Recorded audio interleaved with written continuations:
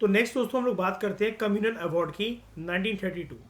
ठीक है, communal award basically क्यों आ रहा है यहाँ पर? ऑलरेडी इस पर्सन ने प्रॉमिस करा था यहाँ पर, अगर आप यहाँ पर देखो कि रैमसे मैकडोनल्ड, इन्होंने अनाउंस करा था कि मैं यूनिलेटरल तरीके से मतलब हम सिर्फ अंग्रेजों की साइड से एक ब्रिटिश कम्युनल अवार्ड लेकर आएंगे।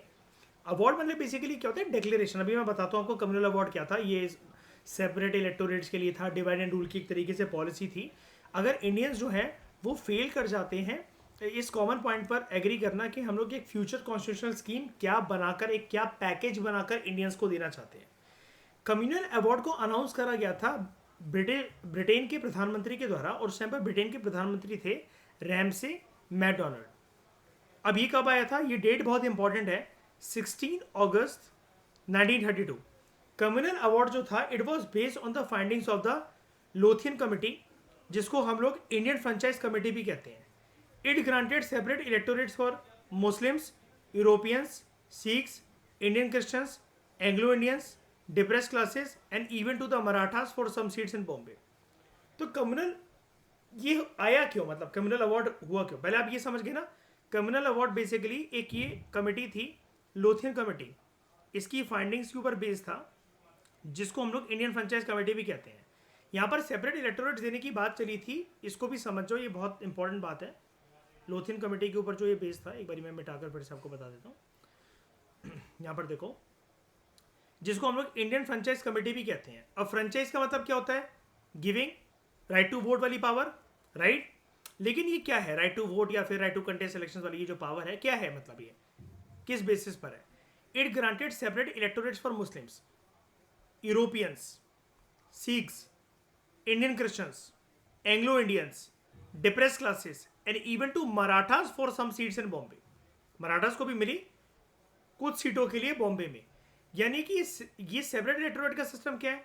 यानी कि अगर किसी जगह पर श्रेया क्रिश्चियंस के लिए अगर सेपरेट इलेक्टोरेट का कंसेप्ट आ गया है, मराठास के लिए आ गया है, यानी कि अब उनको वोट कौन करेगा? मराठास के लिए अगर आ गया बॉम्बे में कुछ सीटों के लिए सेपरेट इलेक्टोरेट का सिस्टम, सिर्फ मराठा ही करेंगे उनको वोट, राइट। अब ये चीज एक तरीके से अगेन बढ़ावा दे रही है ब्रिटिशर्स की डिवाइड एंड रूल की पॉलिसी को, बिल्कुल। तो what led to communal awards? Second round table conference की बात है, जैसा कि आपको बार बार यहां पर बताया जा रहा हूं। इधर सेकेंड राउंड टेबल कॉन्फ्रेंस की बात है। Ambedkar raise the issue of separate electorates for depress classes. Ambedkar, B R Ambedkar ने सबसे पहले इशू उठाया था कि जो डिप्रेस क्लासेस है उनके लिए सेपरेट इलेक्टोरेट होना चाहिए। आपको याद होगा हम कल की डिस्कशन में एक चीज को पढ़ रहे थे, जब बी आर अंबेडकर ये कहते हैं कि डिप्रेस क्लासेस के लिए सेपरेट इलेक्टोरेट जरूरी है, और वो भारत के अंदर कोई भी कम्युनिटी हो, कोई भी ग्रुप हो, उन सबसे ज्यादा जरूरी है कि इनको आप अलग से रिकॉग्नाइज करो, राइट। अंबेडकर बोल रहे थे ना कि सबसे ज्यादा इंपॉर्टेंट ग्रुप ये जिसके इंटरेस्ट को प्रोटेक्ट करना बहुत जरूरी है। अब देखो, मैं आपको जो बता रहा था ना, गांधी जी और अंबेडकर के बीच में लड़ाई जो होगी, अब तू मैं जो होगी, अब वो शुरू होगी। गांधी जी ने रिजेक्ट करा अंबेडकर के इस प्रपोजल को कि डिप्रेस क्लासेस के लिए सेपरेट इलेक्टोरेट्स हो। Gandhi ji attempted to strike a deal with Muslims, promising to support their demands as long as Muslims voted against separate electorates for the depressed classes. Gandhi ji ने मुसलमानों का सपोर्ट प्राप्त करने के लिए मुसलमानों से ये आश्वासन लिया, ये प्रॉमिस लिया, ठीक है, कि हम तुम्हारी डिमांड को सपोर्ट करेंगे। Gandhi ji attempted to strike a deal with the Muslims, promising to support their demands, जब तक मुसलमान जो सेपरेट इलेक्टोरेट से डिप्रेस क्लासेस के लिए इस चीज के खिलाफ वोट करते हैं। आप इस चीज के ऊपर कभी हामिया मत भरो कि अंग्रेज जो है वो डिप्रेस क्लासेस के लिए भी सेपरेट इलेक्टोरेट्स लेकर आए। Consensus on the minority representation could not be worked out among the Indian delegates. Ramsay McDonald, जो कि माइनॉरिटीज के ऊपर जो कमेटी थी उसको जो चेयर कर रहे थे, he offer to mediate on the condition that other members of the committee supported his decision. मैं आप लोगों के बीच में जो तू मैं चल रही है उसको शांत करवा लूंगा, लेकिन आप लोग मुझे प्रॉमिस करो कि जो भी कमेटी का नतीजा निकल कर आएगा आप सारी पार्टीज को वो मंजूर होगा। And the outcome of this मेडिएशन, this interference was the communal award. तो मेन प्रोविजंस क्या थे कम्युनल अवार्ड के? कम्युनल अवार्ड समझ रहे हो ना, एक कम्युनिटी की सेपरेट रिप्रेजेंटेशन के लिए, उसके सेपरेट इलेक्टोरेट के लिए एक वर्डिक्ट आ रहा है अंग्रेजों के साइड से। और यहां पर अंग्रेज कौन है? ब्रिटेन के प्रधानमंत्री, जिनका नाम क्या है? Ramsay MacDonald. तो हम लोग कम्युनल अवार्ड के कुछ प्रोविजन को जानते हैं। सेपरेट इलेक्टोरेट को इंट्रोड्यूस करा गया मुसलमानों के लिए, यूरोपियंस के लिए, सरदारों के लिए, इंडियन क्रिश्चियंस के लिए, एंग्लो इंडियंस के लिए, डिप्रेस क्लासेस के लिए, औरतों के लिए, इवन द मराठास। गांधी जी को दिक्कत किससे थी? Separate electorate for depress classes. Some arrangement for the depressed classes was to be made for a period of 20 years. Distribution of seats on communal basis in the provincial legislatures. Doubling the seats of provincial legislature. Finite proportions were given to the Muslims wherever they were in minority.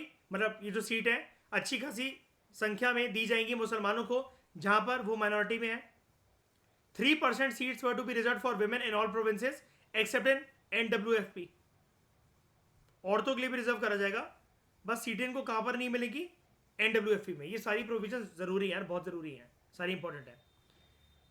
Depress classes को status दिया जाएगा minority का। Depress classes को दिया जाएगा, देखो पहली बार देखो, यूनिवर्सल एडल्ट फ्रेंचाइज के अंतर्गत आपके पास जो वोटिंग राइट्स होते हैं, तो श्रेया आपके वोट की कीमत कितनी होती है? When you won't for one candidate, उसके कितने वोट काउंट होते हैं?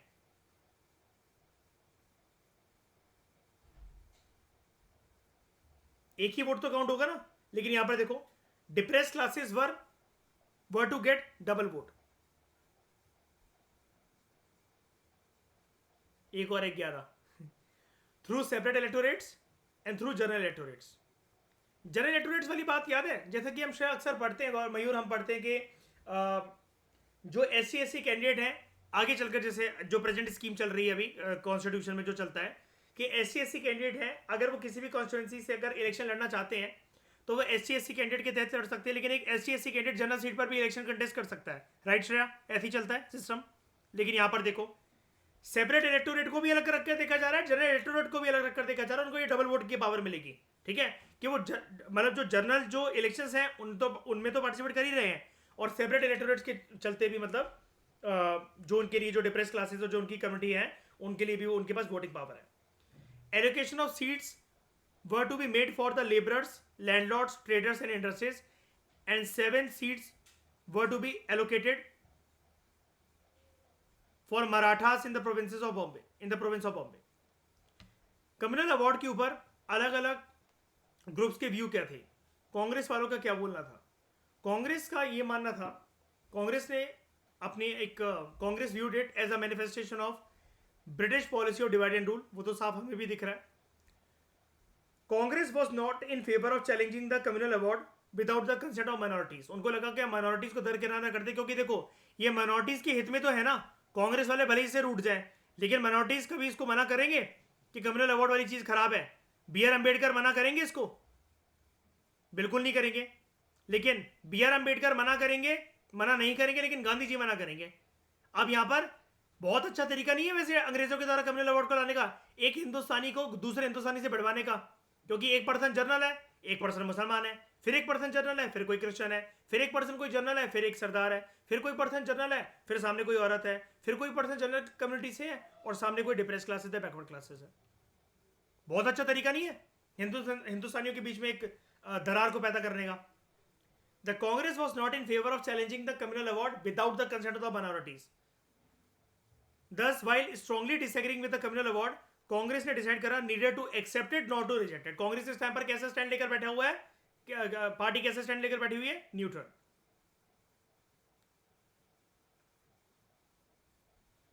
Gandhi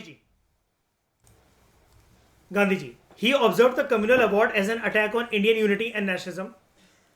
Gandhi ji thought it was harmful for both Hinduism and to the depressed classes. मतलब ये आप गांधी जी का हित जरा इनका मत समझने की कोशिश करो। ये BR अम्बेडकर को क्यों फेवर नहीं करना चाह रहे? उनका ये मानना था कम्युनल अवार्ड एक तरीके से इंडियन यूनिटी और नेशनलिज्म पर एक अटैक है। He thought it was harmful to both Hinduism and to the depressed classes since it provided no answer to the socially degraded position of the depressed classes. BR Ambedkar क्या कहते थे? Depressed classes की position को uplift करने का एक अच्छा हथकंडा है, एक अच्छा तौर तरीका है। लेकिन गांधी जी के अकॉर्डिंग क्या? डिप्रेस क्लासेस जो है उनको एक ये आदत लग जाएगी, उनकी सेपरेट एग्जिस्टेंस, सेपरेट रिकॉग्निशन कभी भी कुछ नहीं होगी, क्योंकि ये एक तरीके से उनके लिए भीख है. It was harmful to both Hinduism and to the depressed classes, since it provided no answer to the socially degraded position of the depressed classes. उनकी समाज में उनके तबके को ऊंचा कोई कैसे करेगा, इसके बारे में कैसे कोई बात करी जाएगी. और देखो, जब कम्युनल अवार्ड लोगों को यहां पर अच्छा लगने लगा ना, आज तक आप उसका इंपैक्ट देख लो, आज तक आप उसका इंपैक्ट देख लो. 104th अमेंडमेंट एक्ट के चलते श्रेया, एंग्लो इंडियंस की रिप्रेजेंटेशन खत्म कर दी गई स्टेट लेजिस्लेचर में, लोकसभा में. लेकिन आप चाहे उसको वोट बैंक पॉलिटिक्स कह लो या फिर एसटी एससी को खुश करने के लिए कह लो, अगेन 2030 तक 10 सालों के लिए ये जो सीट्स है, रिजर्व सीट्स फॉर एससीज एंड एसटीज अलग अलग जगह पर देश में, ये एक्सटेंड हो गया. He demanded that Gandhi ji demanded that depressed classes be elected through joint and if possible a wider electorate through universal franchise. Also, he did not express any objection to the demand for a large number of reserved seats. And to press his demand, he went on an indefinite Karwa Chauth on September 20, 1932. अनिश्चित काल के लिए वो fast पे चले गए. अब compromise and Poona PAT, लड़ाइयां और मतभेद किसके बीच में थे? गांधी जी वर्सेस अरे अंबेडकर, ब्रिटिशर्स नहीं, Gandhi ji versus Ambedkar. Poona pact was an agreement between Mahatma Gandhi and B R Ambedkar which was signed in Yerwada central jail, Poona on September 24, 1932. यहां पर कौन जेल में था? महात्मा गांधी. गए कौन इनसे मिलने? B R Ambedkar. On behalf of the depressed classes for reservation of electoral seats in the legislature of the British government. After Gandhi ji's announcement of indefinite fast, Ambedkar ji गए कि बापू किस बात से नाराज हो, तो श्रेय बापू कहते हैं दूर हो जाओ मुझसे, करवा चौथ रख के बैठ जाऊंगा मैं अनिश्चित काल का. After Gandhi ji's announcement of indefinite fast, leaders like B R Ambedkar, M C Raja and Madan Mohan Malaviya, they got together to work out a compromise. This compromise is known as Pune Pact. Ambedkar Madan Mohan Malaviya ji को, प्रोमिनेंटली तो ये इशू अंबेडकर और गांधी जी का ही था, एंड एमसी राजा, ठीक है, इनको करना क्या पड़ा? They abandoned the idea of separate electorates for depressed classes. It was signed by B R Ambedkar on behalf of the depressed classes on September 24, 1932. जो सीट्स रिजर्व करी गई डिप्रेस्ड क्लासेस के लिए, it was increase from 71 to 147 in the provincial legislature to 18% in the total, to 18% total in the central legislature. Poona pact accept करा गया सरकार के द्वारा as an amendment to communal award.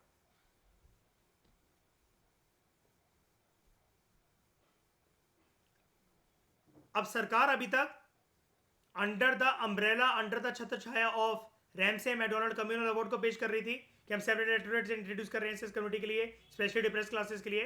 लेकिन पूना पैक्ट के बाद कम्युनिटीज ने क्या बोला, मतलब सारे इंडियन लीडर्स क्या बोल रहे हैं? अब जिनको नहीं भी मानना था उनको गांधी जी की वजह से मानना पड़ा कि आप कम्युनल अवार्ड को छोड़ो, आप ये पूना पैक्ट की बातों को इंप्लीमेंट करो, हम सब ये चाहते हैं. तो सिग्निफिकेंस क्या हुआ पूना पैक्ट का? Poona pact was an emphatic acceptance by upper class Hindus that the depressed classes constituted the most disadvantaged section of the Hindu society. At least ये माना गया अपर क्लास हिंदूज के द्वारा कि जो डिप्रेस्ड क्लासेस हैं ये सबसे ज्यादा डिसमेंटेड सेक्शंस हैं इंडियन हिंदू सोसाइटी के. It was also considered that something concrete had to be done, ताकि इनको पॉलिटिकल वॉइस दी जा सके डिप्रेस्ड क्लासेस को, और इनकी बैकवर्डनेस को हटाकर इनको अपलिफ्ट करा जा सके, क्योंकि इसके अलावा और कोई हथकंडा सेपरेट इलेक्टोरेट्स द्वारा जो चीजें हैं वो लॉन्ग टर्म के अंदर वर्क नहीं कर सकती. Concessions agreed to in the Poona pact, they were precursors to the world's largest affirmative programme launch much later in independent India. मतलब आपको ये बताया जा रहा है कि पूना पैक्ट के अंदर जो बातें हो चुकी थी ना कि हम डिप्रेस क्लासेस को कुछ प्रोविजंस देंगे, उनको अपलिफ्ट करने के लिए कुछ काम करेंगे, ये एक तरीके से एक पहले से ही करे गए प्रोमिसेस थे डिप्रेस क्लासेस के लिए, जो कि आगे चलकर आजाद भारत के अंदर आपको वेरियस लॉज की फॉर्म में, संविधान की प्रोविजंस की फॉर्म में देखने को मिलते हैं कि कितना कुछ काम करा गया बैकवर्ड क्लासेस को अपलिफ्ट करने के लिए. A number of measures were initiated later to uplift schedule caste, schedule tribe in post independent India. It sealed Ambedkar as the official leader of the depressed classes across India, and it made the entire country morally responsible for the upliftment of the depressed classes. And most of all, Ambedkar succeeded in making the depressed classes a formidable political force for the first time in history. कि at least उनके voice को, उनके concern को कोई तो सुन रहा है कम से कम देश के अंदर। इम्पैक्ट क्या हुआ पूना पैट का डिप्रेस क्लासेस के ऊपर? The PAT made the depress classes political tools, जिनको बाद में आगे चलकर मेजोरिटेरियन हिंदू ऑर्गेनाइजेशन ने यूज करना शुरू करा। और ये तो बात यहां पर प्रायर टू इंडिपेंडेंस की हो रही है। आप आज के समय में देख लो, चुनाव क्या बिना, कोई भी चुनाव बिना डिप्रेस क्लासेस जो एसटी एससी का कार्ड होता है, बिना उसके बिना खेले जाते हैं क्या? सरकार के मैनिफेस्टो में जनरली 90% जो मैनिफेस्टो होता है वो इन्हीं के लिए प्रोमिसेस, चाहे वो फेक प्रोमिस हो जो कैसे भी हो, लेकिन इन्हीं के प्रोमिसेस के इर्द गिर्द वर्क नहीं करता क्या? बताओ।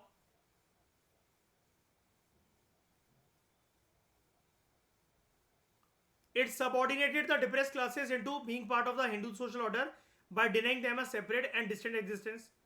इनको separate identity मिल रही थी, लेकिन ऐसा नहीं हुआ. The Pune Pact perhaps put obstructions in the way of an ideal society based on equality, liberty, fraternity and justice. By refusing to recognize the Dalits as a separate and distinct elements in national life, it preempted the rights and safeguards for the Dalits in the Constitution and independent India. ये अच्छी बात हुई कि at least ऐसा नहीं है कि उनके राइट्स को पूरी की पूरी तरीके से नजरअंदाज कर दिया गया हो, उनकी भी राइट्स को रिकॉग्नाइज करा गया। आगे चलकर फिर संविधान वगैरह ये इन सारी चीज़ों में इनके राइट्स को रिकॉग्नाइज करा गया, डाला गया।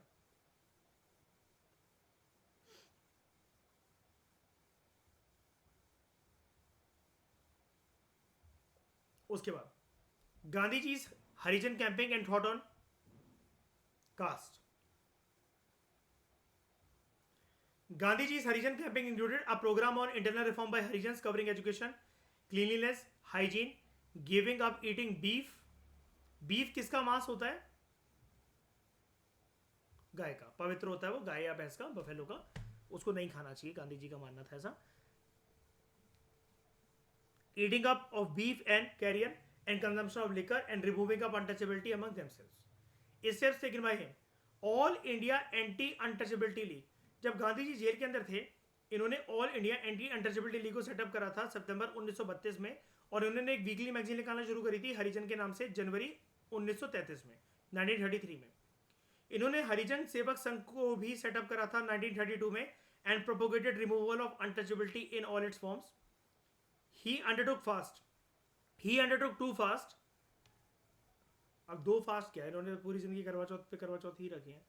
May 8 and 16 August 1934। अपने फॉलोअर्स को कन्विंस करने के लिए of the seriousness of his Harijan campaign and its importance, कि तुम लोग भी इनके लिए काम करो। जो अनटचेबिलिटी जैसी चीज़ें हैं, जो सोशल टैबूज हैं, इनको रिमूव करो, उनके साथ खाना खाकर, इनके साथ आश्रम में रुककर, इनके साथ बातचीत कर कर, ताकि ये अलूफ फील ना करें। Conducted a Harijan tour after his release. He conducted a Harijan tour of the country in the period from November 1933 to July 1934.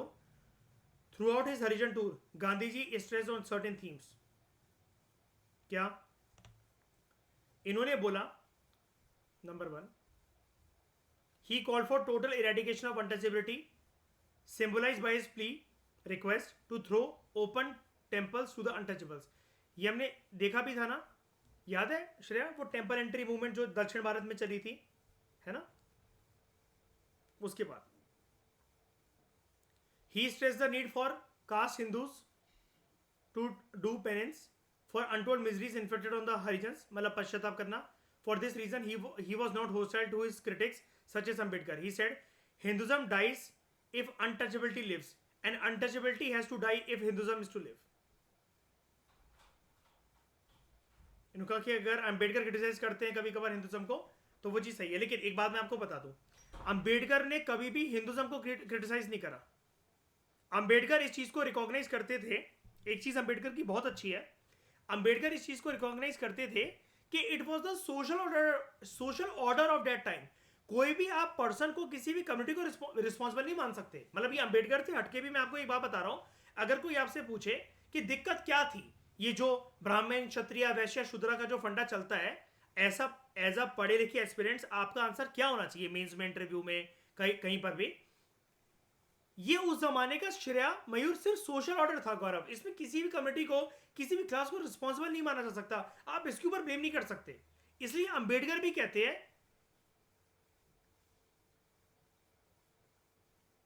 Problem ना प्रॉब्लम ना हिंदुज्म के अंदर नहीं है, प्रॉब्लम हिंदूज में है, कभी कभी कुछ कुछ हिंदूज में, और वाइसी वर्सा अप्रोच भी आप अपना सकते हो कि प्रॉब्लम हिंदूज में नहीं है, हिंदुज्म में है। जिस तरीके से उसको माना जाता है उसकी इंटरप्रिटेशन करी जाती है कि ब्राह्मण क्षत्रिय वैश्य शूद्र हिंदूज अपने आप को टॉपर मान रहे हैं और शूद्रास को और अति शूद्रास को, चंडालास को अनटचेबल्स की तरह ट्रीट कर रहे हैं। अंबेडकर हिंदूज की क्या एंटी थे, इस चीज का अंदाजा आप दो बातों से लगा सकते हो, फिर आप मुझे बताना। अंबेडकर के टीचर अंबा वाडकर, अंबेडकर के टीचर थे Amba Wadkar, he was a Hindu.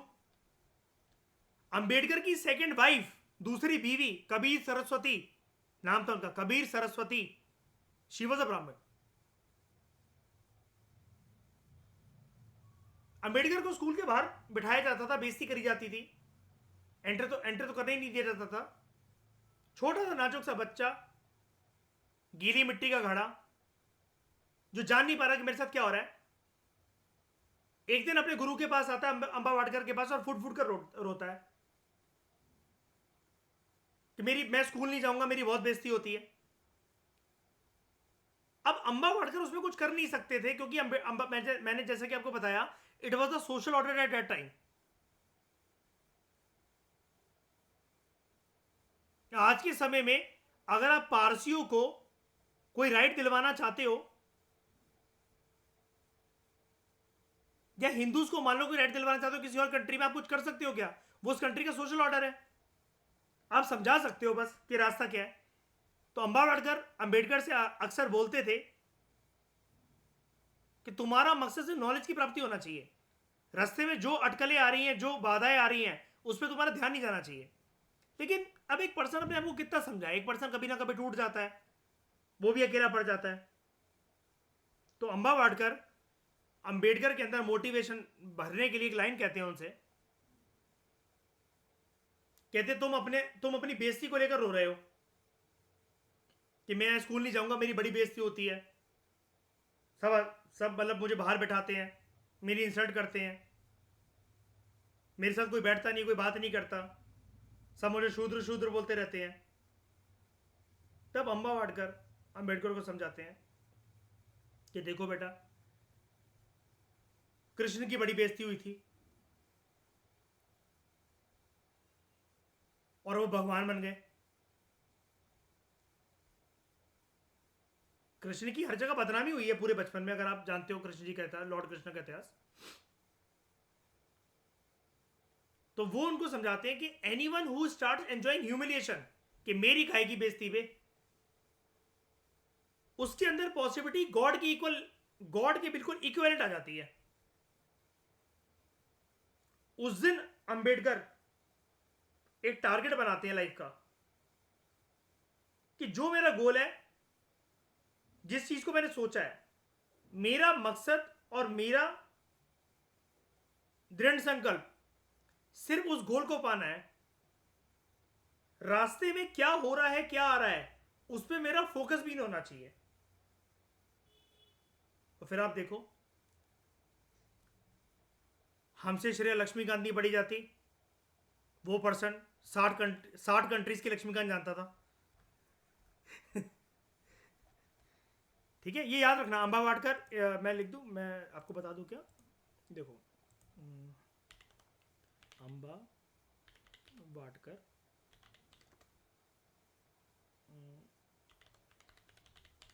Ambedkar के टीचर, स्पेलिंग इसकी क्या है,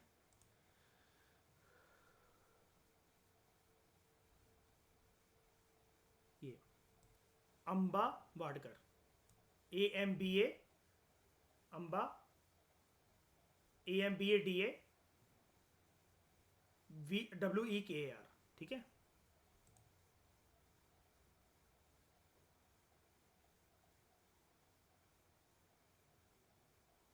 अच्छा, इनके टीचर का नाम था Mahadev Ambedkar, a Brahmin, was fond of him and change his surname to Ambavadekar to his own surname Ambedkar in the school records. Okay,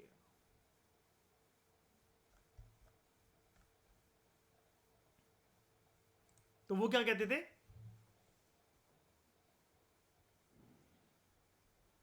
problem जो है Hindus are not the problem, Hinduism के अंदर जो फॉलो करने की जो टेंडेंसी है, जो प्रिंसिपल्स हैं कुछ कुछ, वो मतलब खराब हो चुके हैं, वो प्रॉब्लम है। और अंबेडकर खुद कहते थे कोई कम्युनिटी, कोई पर्सन, कोई रिस्पॉन्सिबल नहीं है इसके लिए, it was a social order at that time. क्यों? ये चीज अंबेडकर के पैदा होने के टाइम पर थोड़ी ना शुरू हुई है, ये तो चीज वैदिक लाइफ से चली आ रही है। क्यों? पढ़ते ना हम लोग पूरन दहिया के अंदर। अब अर्ली वैदिक एज से लेकर लेटर वैदिक एज तक चीजें कैसे चेंज हो गई, कोई कुछ बोल सकता है?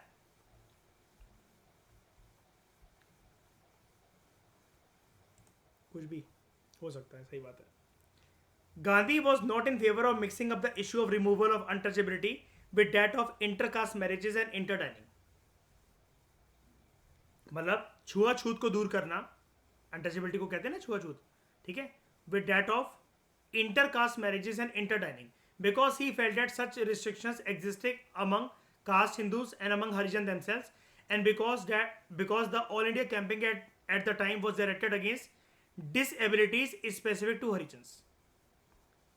उनका ये कहना था गांधी जी का, अनटचेबिलिटी का इशू अलग है इसको रिमूव करने का, ठीक है, और इंटरकास्ट मैरिजेस और इंटरडाइनिंग का इशू अलग है। देखो, एक पर्सन होता है कि मैं ये मानता हूं भाई, अगर किसी पर्सन के ऊपर शूद्र का या शेड्यूल कास्ट का स्टेटस है, मुझे कोई दिक्कत नहीं है, मुझे कोई दिक्कत नहीं है। मैं बींगा हिंदू, मैं बींगा पंडित ब्राह्मण, मैं उसके खिलाफ कोई भेदभाव, किसी भी तरीके से उसको हानि पहुंचे, हार्म पहुंचे, उसका मजाक उड़ाना, उसको कुछ ऐसे अपशब्द कहना, मैं कभी भी ऐसा नहीं करूंगा। लेकिन अब मुझसे पूछा जाएगा कि क्या तुम उसके साथ बैठ के खाना खा सकते हो, क्या तुम उनकी लड़की से शादी कर सकते हो? तो पॉइंट ऐसा है, गांधी जी कहते थे ये सारे इश्यूज ना अलग अलग डायमेंशन के अंदर चलते हैं। आप अनटचेबिलिटी को प्रैक्टिस नहीं करते, इसका मतलब ये नहीं है कि आप ये मानकर बैठ जाओ कि let's get married into that group, या हम डिनर भी कर सकते हैं उनके साथ बैठकर। मैं आपको एक चीज समझाता हूं, ये क्यों है, ऐसा क्यों बोला गांधी जी ने। देखो, गांधी जी जानते थे एक पर्सन जब अपने अंदर कोई परिवर्तन लेकर आता है, वो धीरे धीरे कर कर लेकर आता है। जैसे मैं आपको एक बात बताता हूं, रियलिस्टिक बात सोचना, हम अपने दिमाग में श्रेया ये चाहकर भी कभी नहीं ला सकते, हम तो अपने आप को मार डालें इस पाप के अंदर कि हम किसी की ये बेइज्जती करते कि तू गरीब है, तू ST SC का है कम्युनिटी का, या हमसे दूर रहे, तेरी परछाई हमारे ऊपर नहीं पड़नी चाहिए। आज के ज़माने के अंदर हम ऐसी बातें करेंगे, और स्पेशली जब हमें ग्लोबलाइज हो रहा है कि MNC ग्रुप का, MNC कल्चर का पार्ट है। कितने लोगों से डीलिंग होती है आपकी, कितने लोगों से मेरी डीलिंग होती है। मयूर, मैं ऐसा गवर्नमेंट सर्विस के अंदर ग्वालियर में अंदर जाकर ये ऐसा करने लग जाऊँ अपने DSP कलीग्स के साथ, श्रेया आप ऐसे अपने ऑफिस के अंदर करने लग जाओ, मयूर आप अपने गवर्नमेंट डिपार्टमेंट के अंदर ऐसे हॉस्पिटल में करने लग जाओ, तो हो गया काम।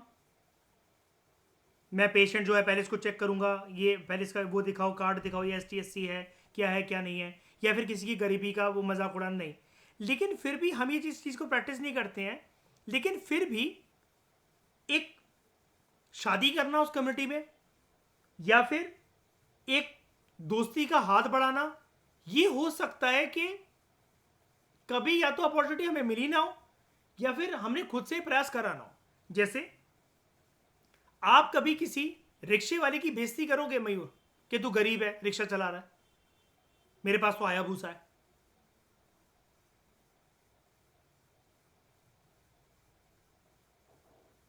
बताओ श्रेया, आप किसी रिक्शे वाले की कभी बेइज्जती करोगे कि तू गरीब है, तेरे पास रिक्शा है, मेरे पास तो गाड़ी है? नहीं ना। लेकिन आप कभी किसी रिक्शे वाले के साथ दोस्ती करोगे?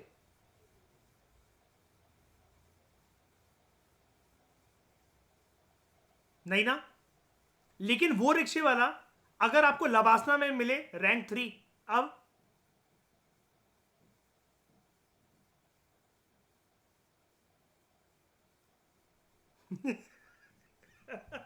श्रेया वो तो दोस्ती भी नहीं करी थी, वो तो शादी करवा रहा।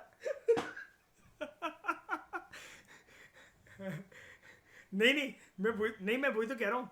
गांधी जी यही कहते थे। नहीं नहीं, हाँ ये केस बिल्कुल, ये डायलेमा वाली केस स्टडीज हैं। मैं सर बता रहा हूँ, गांधी जी यही कहना चाहते थे कि देखो ये सारे इश्यूज ना इंसान के पर्सनल इश्यूज होते हैं। मैं आपसे ये नहीं कह रहा कि अनटचेबिलिटी का मतलब ये है कि उनके साथ बैठ के खाना खाने लग जाओ, उनकी गोद में बैठ जाओ, जाके उनसे शादी कर लो। ये सारे इश्यूज अलग होते हैं। हमेशा इंसान के दिमाग से क्लास डिफरेंशिएशन इतनी आसानी से नहीं जाती है, नहीं जाती है। एक पर्सन ना हमेशा अपने क्लास के हिसाब से कोई ना कोई चीज एक बेटरमेंट के तरीके के हिसाब से देखता है, और ये चीज हमारी सोसाइटी में इम्बाइब्ड है। तभी तो यहां पर डोमिनेंट कास्ट का फंडा निकल कर आता है।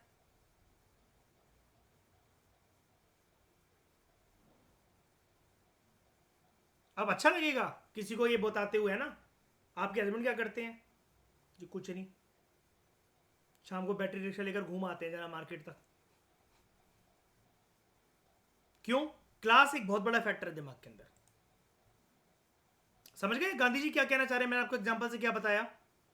ये सारे इशूज अलग हैं Shreya, removal of untouchability, caste marriage, inter caste marriages and inter dining.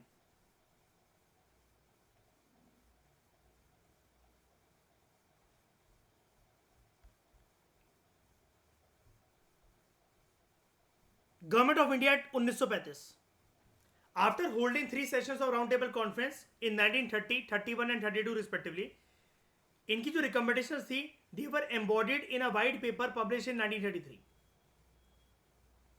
A joint select committee was formed to analyze the recommendations and formulate a new act for India, and that committee produced a draft bill in February 1935, जिसको government of India act 1935 बोला गया, विच came into force in जुलाई 1935। भारत ने अपने संविधान में, श्रेया मयूर बताओ जरा, सबसे ज्यादा जो बॉर्डर प्रोविजंस है, जो बॉर्डर और पैचवर्क है, वो कहां से लिया? 1935।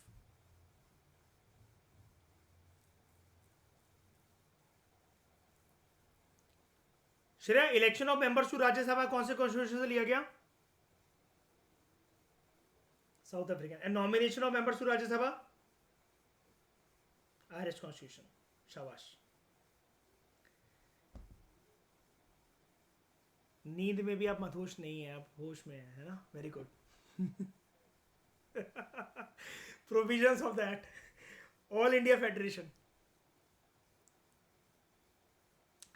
it was to comprise all British provinces, all chief commissioner provinces and Indian states, princely states. The federation, all India federation समझ रहे हो ना, जैसे इंडिया एज अ यूनियन को देखना, मतलब सेंट्रल लेवल पर सरकार होगी, स्टेट लेवल पर होगी। The federation formation was conditional on the fulfilment of states with allotment of 52 seats in the propose council of states, they should agree to join the federation. यानी कि state जो है वो किसको ज्वाइन करें? India as a union को। उसके बाद aggregate population of states in the above category, they should be 50% of the total population of all Indian states. Since these conditions were not fulfilled, the proposed federation never came up. ये तो गए act के अंदर provision क्या थे। अब बात करते हैं फेडरल लेवल पर एग्जीक्यूटिव के बारे में क्या कहा गया। गवर्नर जनरल ये पूरे कॉन्स्टिट्यूशन स्कीम का एक डायरेक्शन देने वाला एक पर्सन होगा। He will be the pivot of the entire constitution. क्योंकि आप देखो, जब हमारे संविधान बन रहा था, ये हम चीज जानते हैं ना श्रेया बहुत अच्छे से, दिसंबर 1946 टू नवंबर 1949, उस टाइम पर इंडिया की भागदौड़ कौन संभाल रहा था? टॉप लेवल पर कौन पर्सन था? प्रोविजनल गवर्नमेंट थी, लेकिन फिर भी लॉर्ड लुई माउंटबेटन था यहां पर कि नहीं था? बिल्कुल था। तो governor general was the pivot of the entire constitution. Subjects were divided into reserve and transferred. ये हम ऑलरेडी जानते हैं पहले भी, है ना। रिजर्व सब्जेक्ट्स कौन कौन से रखे गए? Foreign affairs, defence, tribal areas, ecclesiastical affairs, मतलब कुछ दूसरे अफेयर्स जो कि लेना देना हो जिनका सेंट्रल गवर्नमेंट के साथ, एग्जीक्यूटिव के साथ, and they were to be exclusively administered by Governor General on the advice of executive councillors. Transfer subjects, they included all other subjects. They were to be administered by Governor General on the advice of ministers elected by the legislature. उसके बाद ये बोला गया, Governor General could act in his individual judgment in the discharge of his special responsibilities for the security and tranquility of India. फिर federal level पर बात करें अगर हम लोग लेजिस्लेचर की, बाई कैमरल लेजिस्लेचर जिसके अंदर अपर हाउस हो, council of states and lower house हो, फेडरल असेंबली, ये बोला गया. यानी कि देख रहे हो पहले लोकसभा या राज्यसभा नहीं, council of state, house of people नहीं, अपर हाउस के लिए वर्ड क्या रहा, काउंसिल ऑफ स्टेट्स, ये बाद में भी यूज करा गया. और बाकी को हम क्या बोलते हैं, फेडरल असेंबली, लोकसभा जिसको आगे चलकर बोला गया ना, house of the people. Council of states was to be a 260 member house, partly directly elected from British Indian provinces and partly nominated by the princes, 40%. Federal Assembly was to be a 375 member house, partly indirectly elected from British Indian provinces and partly nominated by the princes, 1/3. Council of State ये एक permanent body होगी with 1/3 members retiring every 3rd year. The duration of the assembly was to be 5 years. देख रहे हो kind of Rajya Sabha के structure हल्का सा ही change हुआ है, 6 साल है ना. और यहां पर क्या, 1/3 members retire every 2nd year. 3 list for legislative purposes were federalist, provincialist and concurrent list. वही जिसको हम लोग कहते हैं union list, state list and concurrent list. Members of the federal assembly could move a vote of no confidence against ministers. The council of states could not move a vote of no confidence motion. Rajya Sabha में move होता है no confidence motion.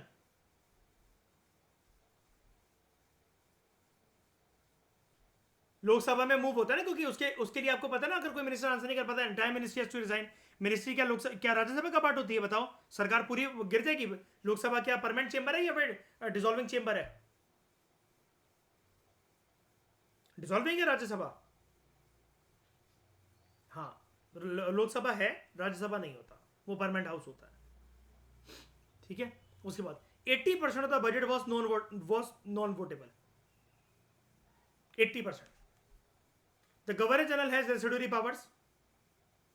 He could restore cuts in grants, certify bills related by the legislature, issue ordinances, exercise his veto. The system of religion-based and class-based electorates was further extended. उसके बाद बात करते हैं, ये हो गया point number 3, 4. Provincial autonomy. State level पर क्या बात चली. Dyarchy was replaced by provincial autonomy. Autonomy and separate legal identity were granted to provinces, to states. Provinces, they were relieved from the superintendent's direction of the Secretary of State and Governor General. From now onwards, provinces derived the legal authority directly from the British Crown. फिर बात करें provinces level पर executive की, कि provincial level पर, state level पर सरकार कैसे नियुक्त होगी, कैसे चलाया जाएगा उसको. Governor was to be the crown's nominee and representative to exercise authority on the king's behalf in provinces.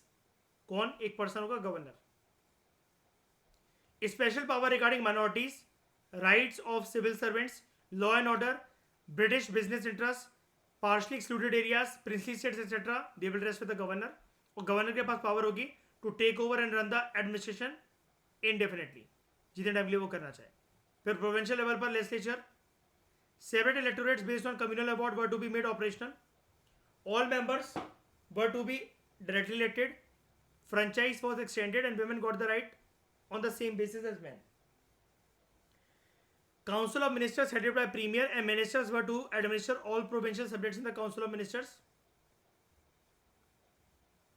By the adverse vote of the legislature, ministers could be removed and hence they were answerable. Provincial legislature जो है, they could legislate on subjects in provincial and concurrent list. Budget का सारा जो part होगा, जो भी जिनके ऊपर भी मतलब वोटिंग होनी है, कुछ भी हो रही है, they were still not votable. Only 40% of the budget was votable. Central level पे कितना? 80% was नॉन वोटेबल, सिर्फ 20% वोटेबल था. Governor could refuse assent to a bill, promulgate ordinances, enact governor's act. तो हम क्या कह सकते हैं, बड़े सारे सेफगार्ड्स और स्पेशल रिस्पॉन्सिबिलिटीज जो थे गवर्नर जनरल के, they worked as obstruction in the proper functioning of the act. Provinces के अंदर गवर्नर के पास बहुत एक्सटेंसिव पावर थी. ये जो गवर्नमेंट ऑफ इंडिया 1935 था, it enfranchise 14% of the British Indian population, separate electorates और जो रिप्रेजेंटेशन था वेरियस सेंटर्स का, it promoted separatist tendencies which culminated in the partition of India. However, the act also played a key role in the drafting of the constitution in 1950. A significant chunk of the constitution, particularly administrative provisions, they were borrowed from the act.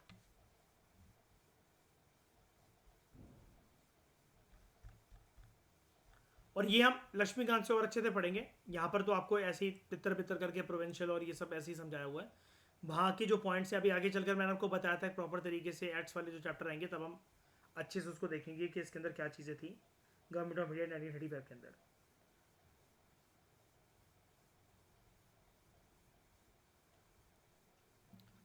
तो इस discussion में दोस्तों फिलहाल इतना ही. Comprehensive तरीके से हम लोगों ने जो चैप्टर है हमारा civil disobedience movement and round table conferences को कंप्लीट करा. Thank you very much for discussion.